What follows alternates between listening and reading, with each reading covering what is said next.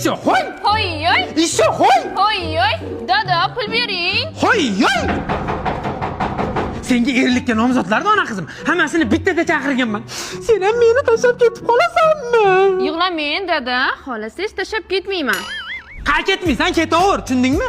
Aktyorskiy qilib qo'yapman. Kelinglar. Assalomu alaykum. Assalomu alaykum.